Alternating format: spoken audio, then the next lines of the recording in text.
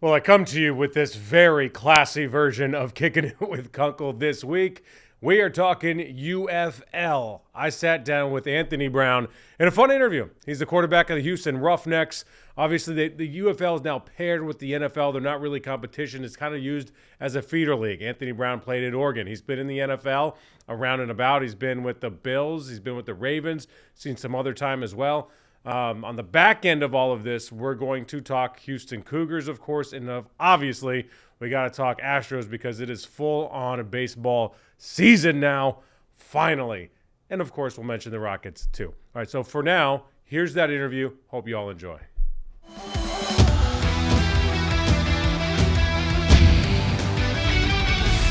All right, Anna, what's going on, bro? How's practice? What do you guys got going on?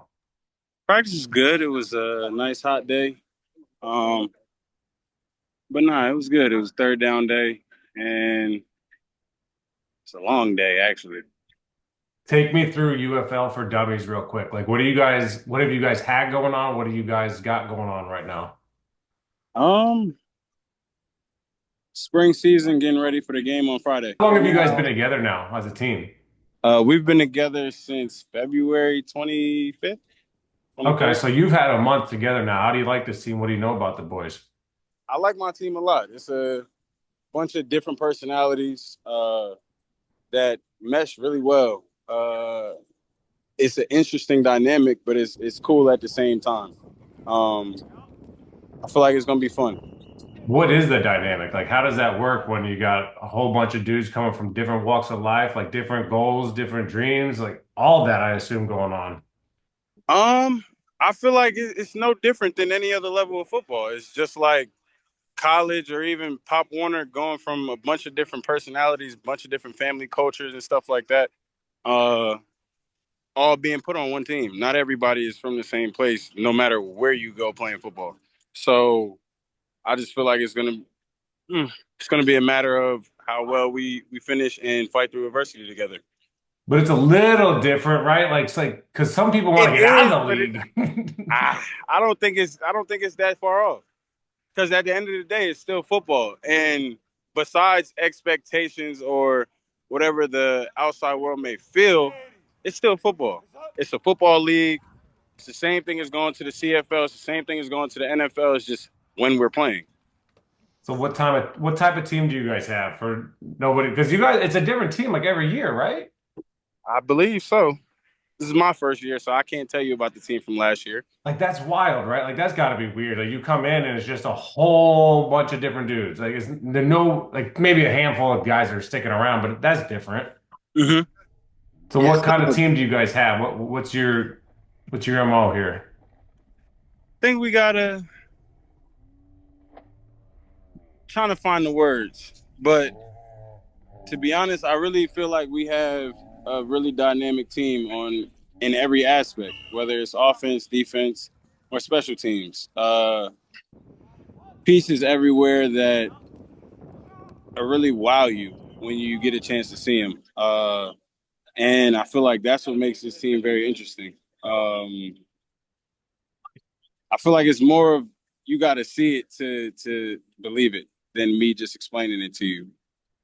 So what are your goals with the NFL or the UFL? Like what are you trying to get out of it? Because again, everyone's are probably a little different. Very true. Um, to be honest, I really just want to play football. I told them that yesterday, and I don't know how many times I'm gonna have to reiterate it for people to really understand. Like, football is it's not my life, but it's something that really, really brings me peace. And being able to play football and have an opportunity to play football, just based off circumstances and situations, where I came from is huge. 26 years old, being able to still play football is a blessing. There's too many people out here that are worried about the wrong things. And I feel like the opportunity to get to play football again is the biggest thing for me instead of just practicing. What does football do for you? Why does football mean so much? Brings me peace. Um, been playing football since I was 4 years old, and it's uh it's definitely a nirvana place for me. It's interesting because like the public and the fans say if you're not in the NFL, you're a bust. You haven't made it. And I've had a Yeah. handful of guys on the show that have played European ball, like Rob Gray went to UH.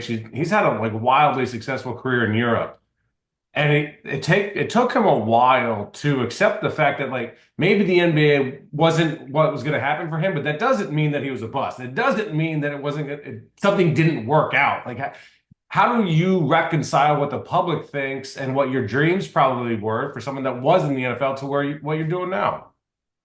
Well, I mean, there's not too many jobs in this world that the public actually pays for their salaries. So worrying about other people's opinions on like your job, it won't help you getting far in life or getting where you want to go in your job.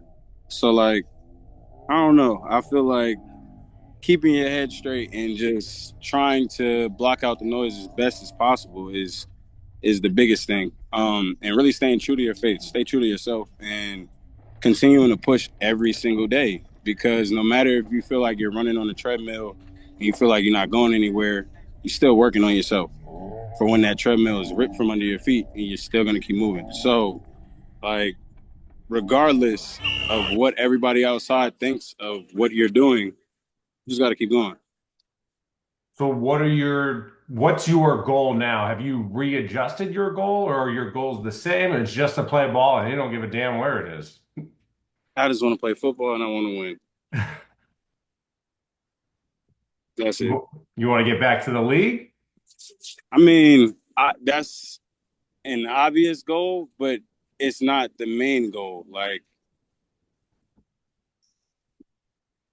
I feel like people, it's less than, it's a lot less of a priority for me right now. You We seem to got have 10 like weeks. It's you 10 weeks to do something. seem to be like super pragmatic. And you mentioned your faith. You got a strong faith? Is that like your foundation is the Lord? Yes. How important is that? Why is that so important with you right now in your life? Is it more important now than it ever has been? Like, have you grown through football with it? I mean, I would say it was just as important when I was a sophomore in high school and I didn't want to play football anymore. Like, my faith is my faith, and I will stand by it because without him, I wouldn't be here today. I wouldn't still be here. I wouldn't still be talking to you right now. I wouldn't have a football in my hand. It is what it is. But it's all him. Thank him every day, and just have an opportunity to me to play football and really be on the field in between the white lines with a real ref, stuff like that. That is huge. Has your faith changed from like when you're at Oregon, rushing for 600, passing for 2,000, versus when you're kind of going through it in the NFL and trying to find a spot to stay in, a home?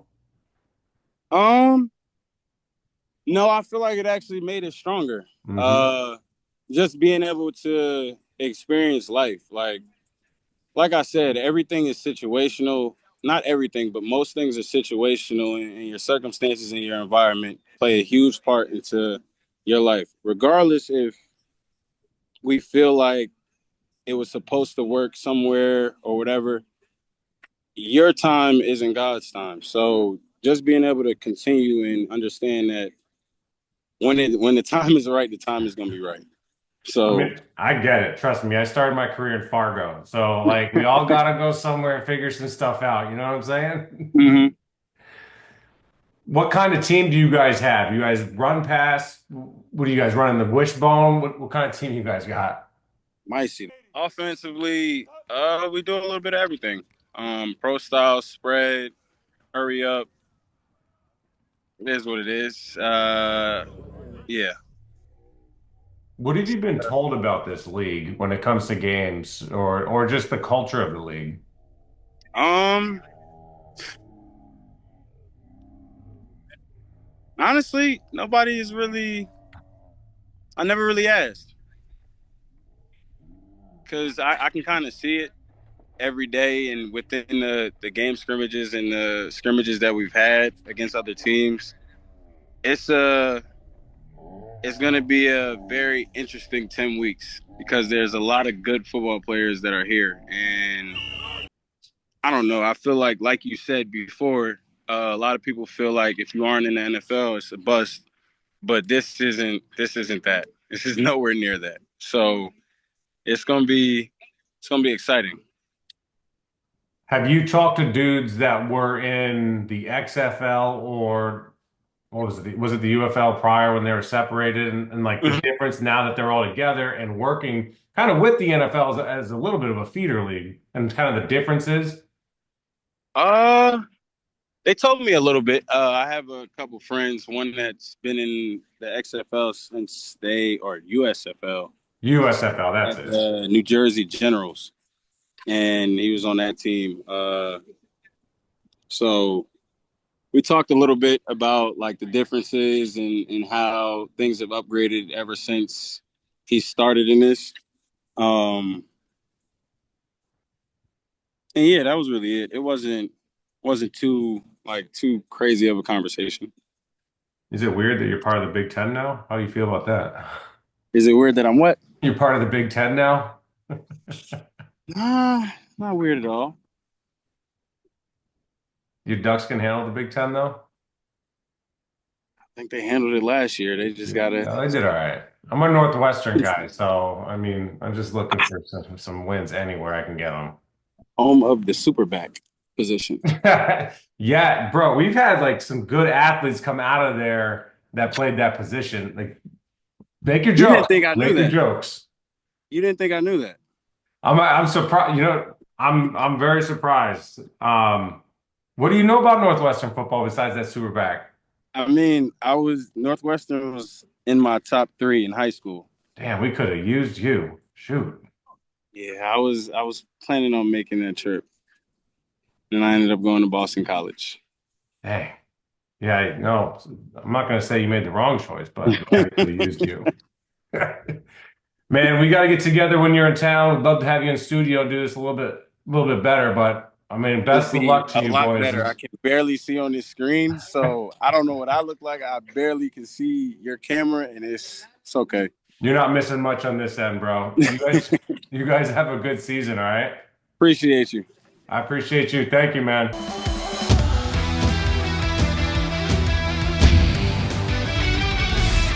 Okay, as I told Anthony, I said, we got to do this in person. Great personality, some awesome things to talk about, but the way we did it, obviously not ideal. He had just gotten out of practice, didn't even finish practice. Coach let him go early in order for him to do that interview. Remember, UFL on Fox all season. Shout out to the Roughnecks for making that happen. We appreciate it.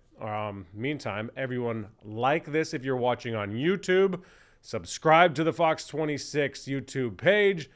Send it out. Do whatever you got to do. Help us out. Help me out. I appreciate it if you like these episodes. Let's talk. Let's go Cougs. So I don't know when you're going to watch this, but this comes out on Friday. They play Friday night. I like their chances against Purdue. I like their chances against the winner of who they play after that would be, I forget. I was thinking about the other bracket. It was the winner of Kentucky and Tennessee. I like them in that matchup. Obviously, their first very tough matchup, like chance could possibly lose, is against Duke if Duke gets out of the East. In the East, it is Duke, Arizona, BYU, and Alabama. Cooper Flag has just been awesome. But if you missed the show on Wednesday night, I want you to go to my X account and find what I did on JoJo Tugler. I don't know if all y'all are giving him the credit that he is due, but he is one of the best players in all of America. Legitimately. He means more to this team. Statistically, the way that we kind of broke it down and looked at it due to, who was the guy that did all the stats? He does some awesome stuff. Evan Minyaka, I think that's how you pronounce his last name. Not really sure. I asked him. I never heard back. Miyakawa. Evan Miyakawa. I believe that's how you pronounce it, but does some really, really good work in the college game. And JoJo Tugler is the third-ranked player in America based on his rankings and the stats and how he goes about it, behind Cooper Flag and Johnny Broome of Auburn. That's who he's behind. The impact that he makes on the court, obviously it's more defensive, but offensively he still has an impact. That's to have a player like that behind LJ Cryer, Emmanuel Sharp, Milo Suzanne, and Jawan Roberts, my heavens. That's why this team is so dang good, because you also have the best player in America when it comes to the defensive side of the floor. So I like Houston's chance to get to the championship game against Florida. we'll talk about the Final Four when we get there. If they can get past Duke, that's obviously the toughest one. But again, we'll talk about that game if we are so lucky and blessed to be able to cover a Final Four. Let's talk Astros now. The season is finally here. Let's forget about last year and the win total, because the beginning of the season was absolutely horrendous, historically bad. So now Vegas has them at 87 and 87.5 wins this year. What do you guys think? 81 and 81 is 500. So this would be 7 games or 8 games over 500, depending if you pick the over or the under. I like the over only because it seems like there's not a lot of expectations for this team. I don't like the over by a ton. I certainly don't think they're going to get to 100 wins or 95 wins. I probably got them at 89 wins. Close. It's going to be tight. There's a lot to figure out with this team offensively. This is not your grandfather's Astros team or your Astros team of 5-6 years ago. The lineup isn't that long. And I say that because their season, the next step could kind of hinge in a serious way with Chas McCormick. If he's able to pop 20 home runs and 70 RBIs like he did in 2023, this lineup becomes that much longer. Without him, it shrinks. You're forced to play Jake Myers a little bit more, platoon a little bit more than you would like. But if you get a solid bat from Chas, you go to the next level. I think they can make the playoffs with or without Chas getting back to what he did in 2023. But I do think that if he can pop 20 home runs and 70 ribs and score a handful of runs, that takes them to the next level, because you need that offense, because there are going to be injuries. I like this rotation. I like it the way it sits. I'm always so hesitant because injuries just blasted this team last year. So the top 5 starters in your rotation are Framber Valdez, Hunter Brown, Spencer Arrighetti, Ronel Blanco, and then Hayden Wesneski starting the 5 spot. I love the way Spencer Arrighetti pitches. Absolutely love him. I even picked him up on my fantasy team, so I put my money where my mouth is on that one. I love that pick. I think he's going to have a monster year. Hunter Brown, I think, is your ace, and I think Framber is your number 2 at this point. I know Framber gets the opening day start, but I still think that Hunter, coming off of what he did last year, one of the best, if not the best pitcher in all of baseball for 3 months straight. That's a long stretch. It's not a little blip. Here's my next question, and I put this out on X, and again, a lot of feedback. One, I'm just curious what you guys think. Do you think that Cam Smith deserves to be on the opening day roster? Do you think that he deserves to play in right field on opening day? He's never played a game in right field in professional baseball, as far as we all know. He's always been a third baseman, which is why I always said I thought he could make the team, but then I thought he would be your third baseman. There's no reason that you would move him to a new position in the big leagues when you are trying to win now. And I thought you would move Isaac Paredes over to second. You could put Mauricio anywhere, and that's another reason you put Jose Altuve in left.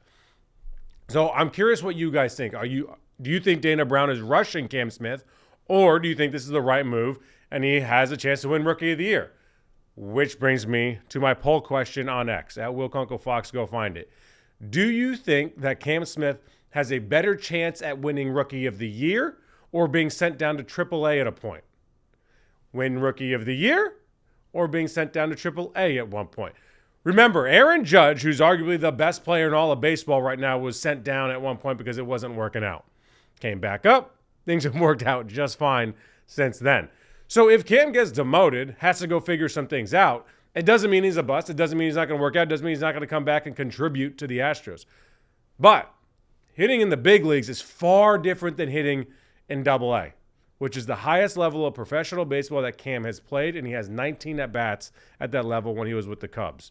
Let's take a look at some of his numbers.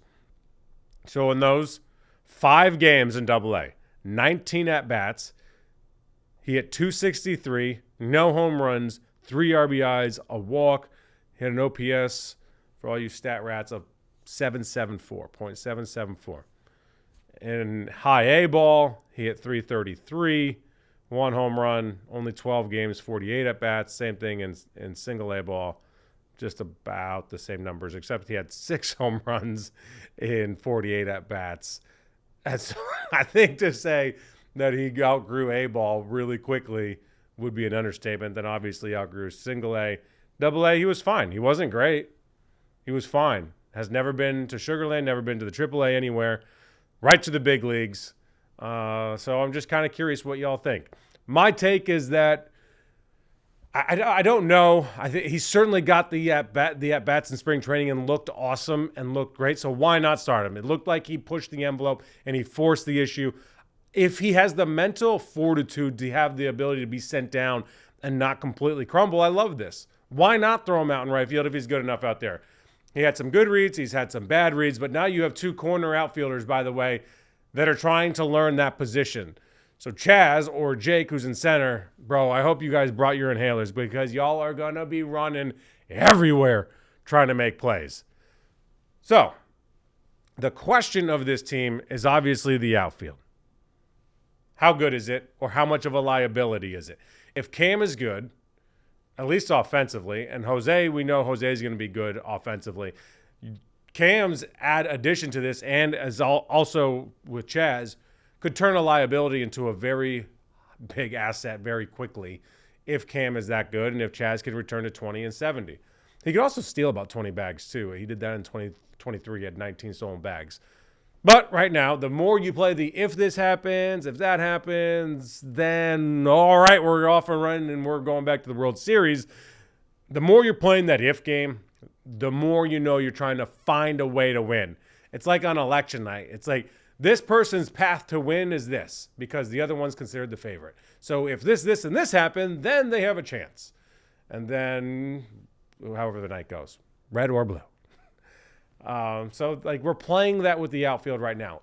If Chaz, if Cam, and if Jose can figure out left field, then okay, they're looking pretty good. This team is going to win games, and I'm sure you saw the episode with me and Jeff Blum, who came in the studio. By the way, absolute awesome dude to have in studio. Knows the game so dang well. Played the game for 13 years at the highest level, and obviously knows the Astros extremely well as well. It comes down to pitching and defense. The back end of the bullpen is still going to be elite, and the pitching, I think, is top 5 or 6 in all of baseball. And if they can stay healthy, they can even creep up from there. But they're not going to score, 5-6 runs a game like they have in the past with that lineup. They've lost a lot of dudes over the last few years. But the Astros, as they always seemingly do, they replace those guys all the time, much to the dismay of all their haters out there. They always seem to have the next answer. And the fact that you have a dude like Jose Altuve that is going to go to the Hall of Fame as a second baseman, not because of his defense, but because of what he did offensively, but plays second base, and that's how he made his name. It's like, I don't give a damn where I play. I just want to play some baseball. I just want to get hits. And he mentioned in spring training, I just want to get doubles, triples, and homers. Didn't mention singles, but he just wants those extra base hits, and he wants to go out there and be in the lineup. You're going to be in the lineup, Jose. I promise you that. But I think it's awesome that he's willing to do that. Let's now move to the Rockets because damn is this team fun to watch. I'm going to name drop again. If anyone saw my live hit in the news show when George Niang tried to bow up on me, I was name dropping Dominique Wilkins. I was fortunate enough to talk to him for about 20 minutes. Shout out to Ryan Hollins introducing us, and kind of just talked about the Rockets and what he sees from the outsider's perspective with the Rockets. And he says, and I think we all know this, but when you see a guy that played a while ago when defense mattered and guys bought into defense, I think you take it a little bit more seriously. But he's like, there are very few teams in the NBA that play defense. We know that. But there are just a couple that really buy into that mentality and that identity, and they wrap their identity up in it. That he mentioned the Pistons and he mentioned the Rockets. The Rockets, to start the season, I asked Ime about this as well, were not a good offensive team. Their defense is what kept them in games. Their defense traveled, and if they were fortunate enough to get a handful of points, the defense could have like a night-ish off and not be the greatest, but they had a top 3 defense early on in the season, and then the offense started to come along. The defense fell off a little bit, and now the defense has come back a little bit. Obviously, injuries plays a role. I mean, they've scored now 116 points a game throughout March. And now the defense is coming back a little bit too. So that's where this team, they really buy in. They know that if they play defense, they're going to win. And winning's a drug. Like, they want more of it. So whatever it takes to get that drug and get that win, they're willing to do. So they sit right now, second place in the West. It was interesting because Dominique, I don't know how much he was familiar with the West standings, because he was talking about, down the stretch, they can pick and choose. They can line up who they want to play. And Ryan was talking about that, who also was on the show this week as well. And Ime said you can't really do that because in the West it's so jammed up. So right now, they're 13 games out of first place. Like, forget about that, obviously. The Thunder have run away with that. They're 2 games ahead of the Nuggets. The Nuggets are in third. And then between the Rockets in second place and the Clippers, who are in a play-in game, there's only 6 games between them. That's it. So you can't have some sort of skid trying to line up who you want to play. You just got to play your best damn basketball when it matters most, and that's when the playoffs come around. And I'm excited to see what that Toyota Center looks like when playoff basketball returns, because it's been a long freaking time. Like a long time, unfortunately. So should be a lot of fun to see.